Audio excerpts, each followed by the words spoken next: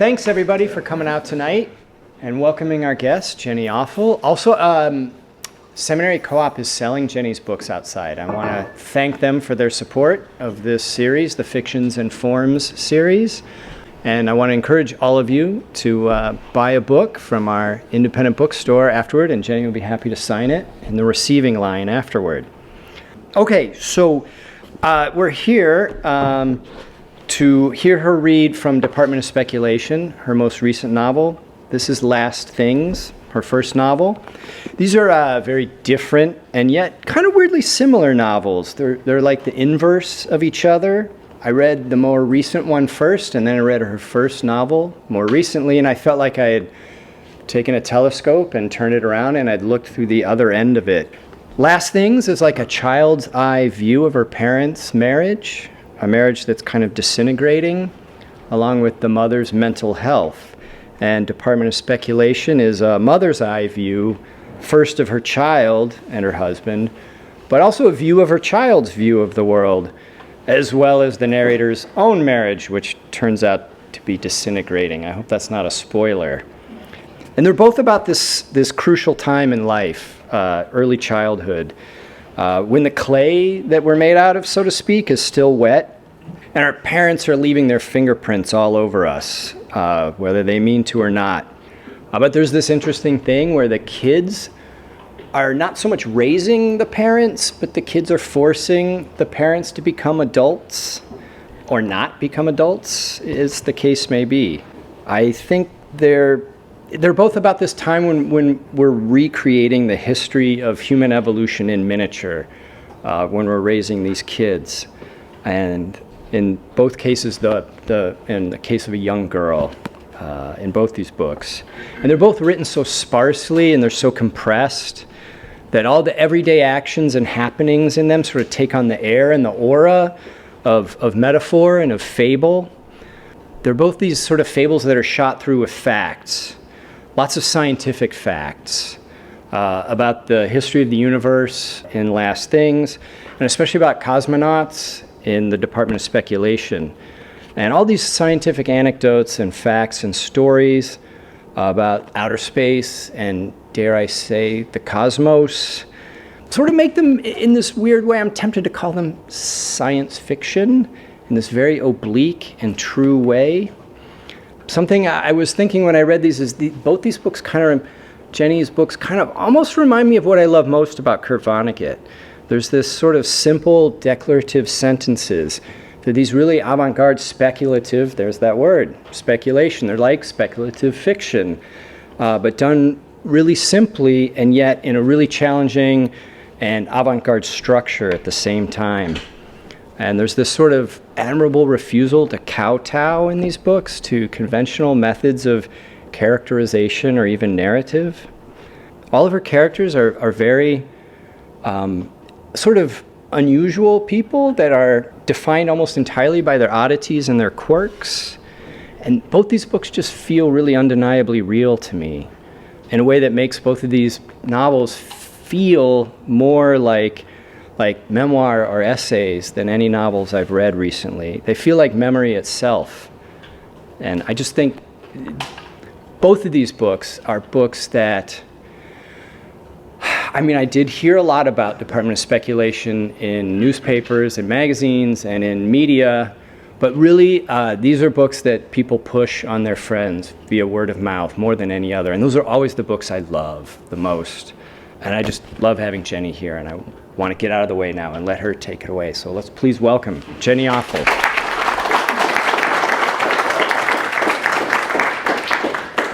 Thank you so much. That was a lovely introduction. I'm kind of excited. I've never been called a science fiction writer before, so I'm going to try to get away with that again. And I talked to my daughter right before I came in here, and she said, "Don't take this the wrong way, but just make sure your sweater isn't on inside out." And I was like, "Oh, okay."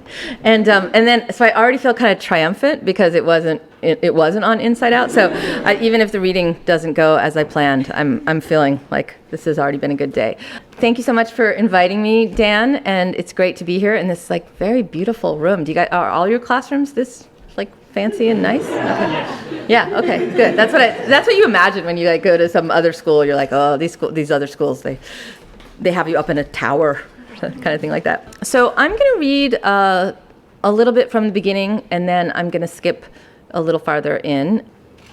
I'm not going to do that thing where I talk for a whole long time in between about what you're missing. You know, have you been to those readings where someone's like, okay, so wait, I forgot. You're not going to know that the uncle, he used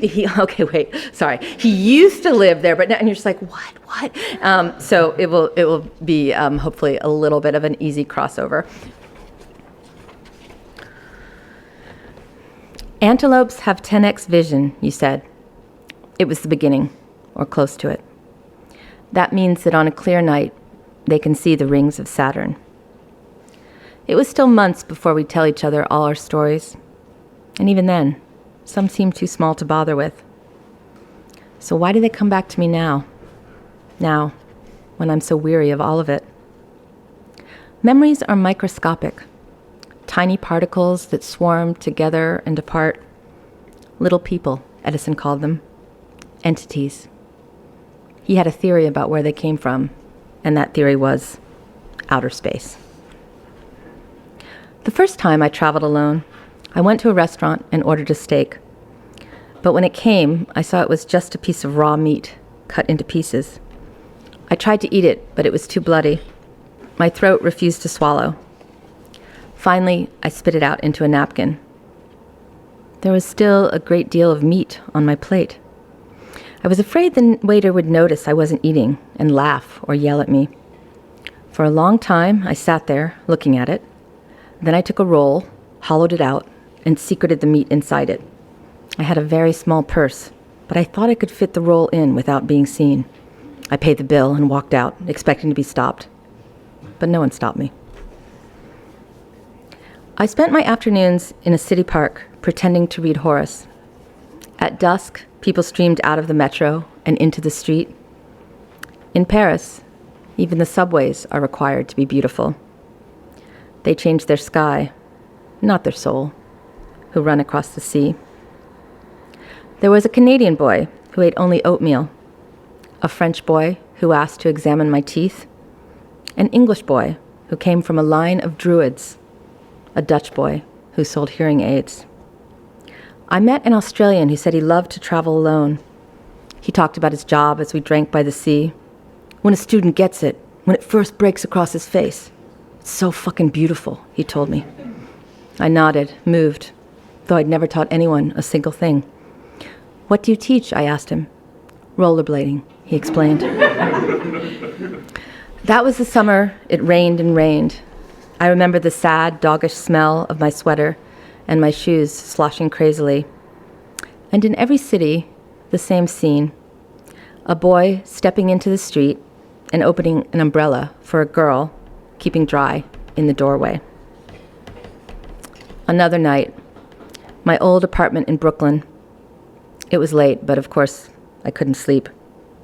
Above me, speed freaks merrily disassembling something. Leaves against the window. I felt a sudden chill and pulled the blanket over my head. That's the way they bring horses out of a fire, I remembered. If they can't see, they won't panic. I tried to figure out if I felt calmer with a blanket over my head. No, I did not, was the answer. I got a job checking facts at a science magazine. Fun facts, they called them. The connected fibers in a human brain extended would wrap around the earth 40 times. Horrible, I wrote in the margin, but they put it through anyway. I liked my apartment because all of the windows were at street level.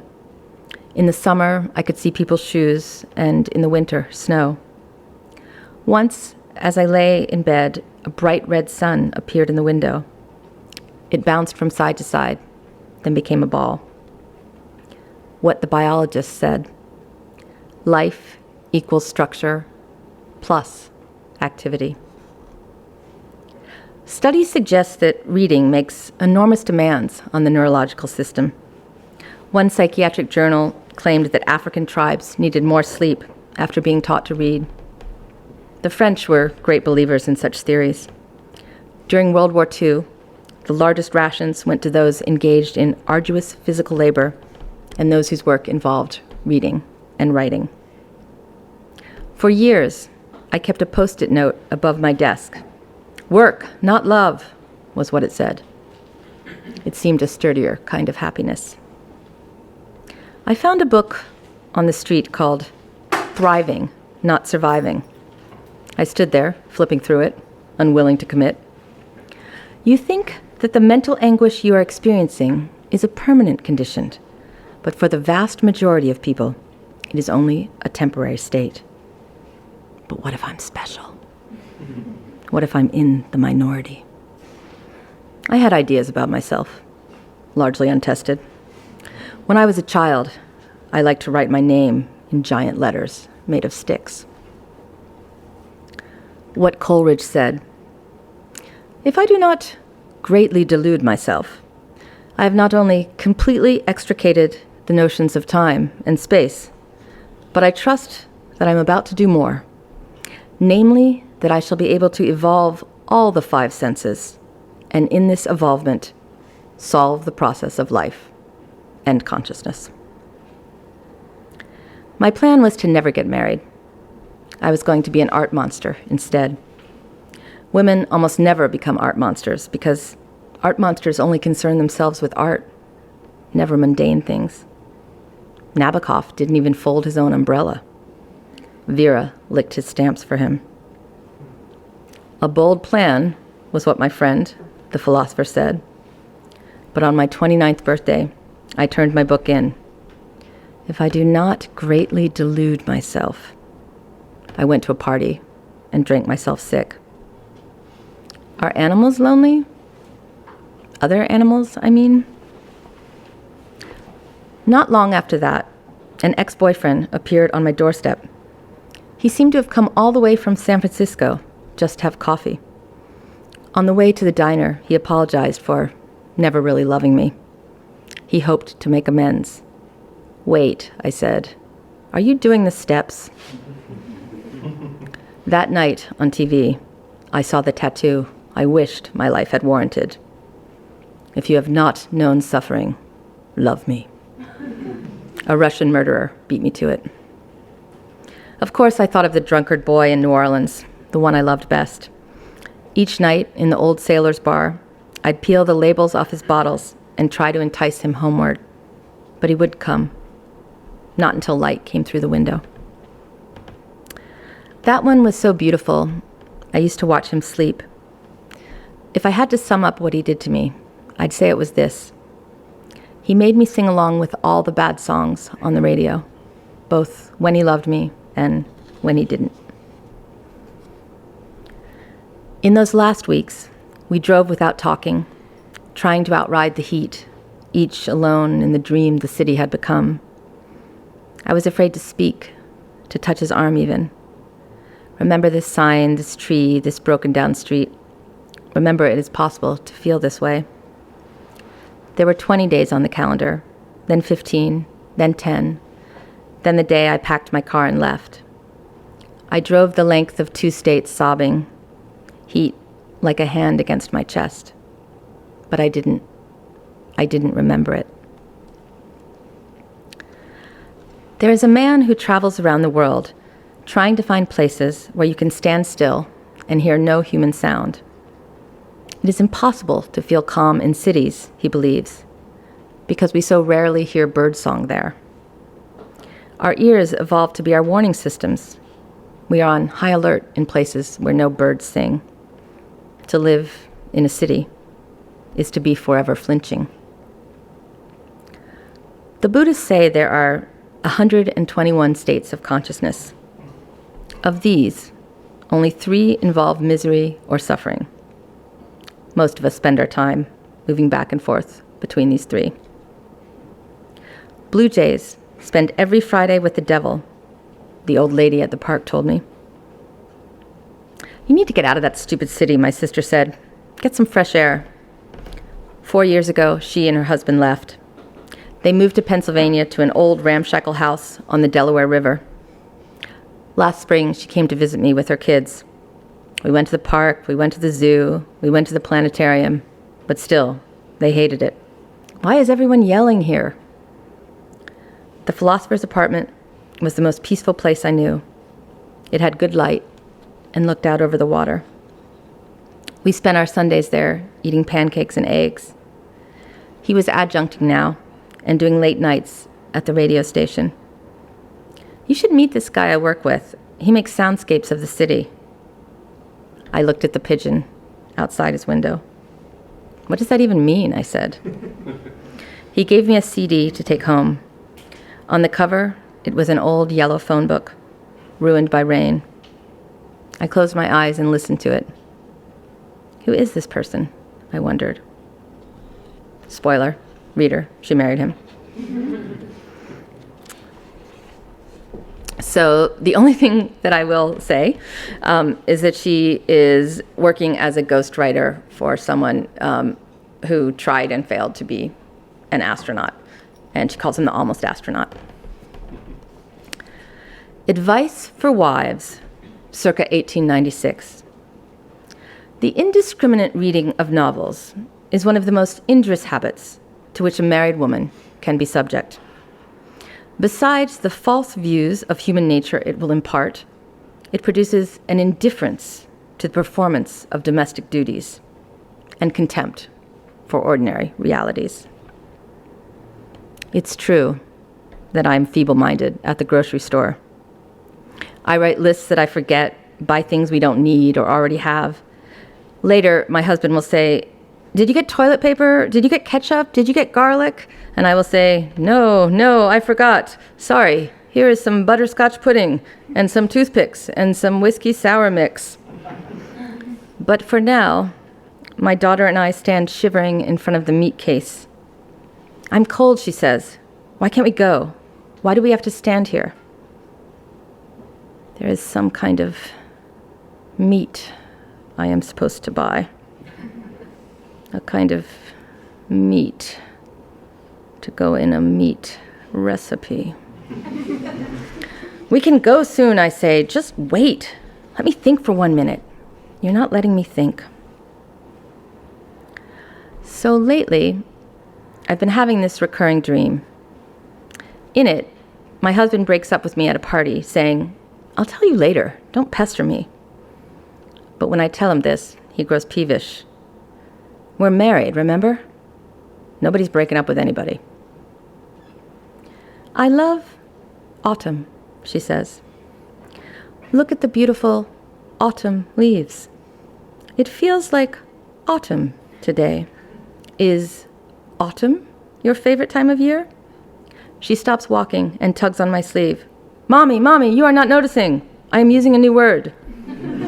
I say autumn now instead of fall. I run into an acquaintance on the street, someone I haven't seen in years. When I knew him, we were both young. He edited a literary magazine, and I sometimes wrote for him. He had a motorcycle, but married early, both of which impressed me. He is still very handsome. As we talk, I discover he has a child now, too. I think I must have missed your second book, he says. No, I say, there isn't one. He looks uncomfortable. Both of us are calculating the years, or maybe only I am. Did something happen? He says kindly after a moment. Yes, I explain. That night, I bring up my old art monster plan. Road not taken, my husband says. I had this idea in the middle of the night that maybe I could stop working for the almost astronaut and get a job writing fortune cookies instead. I could try to write really American ones. Already I've jotted down a few of them. Objects create happiness. The animals are pleased to be of use. Your cities will shine forever. Death will not touch you. I send my fortunes to the philosopher. He writes back immediately. I am interested in bankrolling you, but I only have $27 in checking. The next morning, a man comes to look for bugs in the apartment. He brings his dog with him. Seek, he tells the dog. Seek, seek. But the dog just sits there, looking at me. A week later, I call the man back. I give him tea and cookies. Here's what you do, he says. Put poison on the mattress, then on the windowsills, then in the electrical sockets. Then just go to sleep in your bed. But the kid upstairs knows all about it already. Can I give you a little piece of advice, he says? Throw out everything you own. I read an article written by a woman living alone who got them. She talks about how depressing it was to have no one to help her with all the spraying and washing and cooking and bagging. She spent all her money, hasn't had a date in years. I show it to my husband. It's true. We're lucky, he says. A few weeks later, they send a note home from her school about lice. Mothers drive across town to the Orthodox neighborhood to see the nitpicker. $100 a head is what she charges them. She is very thorough, the mothers claim, worth every penny. But my husband is thorough too. He goes through our hair, then holds the comb up carefully to the light. Do you know why I love you? My daughter asked me. She's floating in the bathwater, her head lathered white. Why? I say. Because I am your mother, she tells me. There is a video I have seen, which I cannot unsee, that shows them avoiding the poison by climbing the far wall, crossing the ceiling, and then dropping onto the bed. And another one, even worse, in which a woman films herself waiting up all night beside her daughter's bed with a lint roller.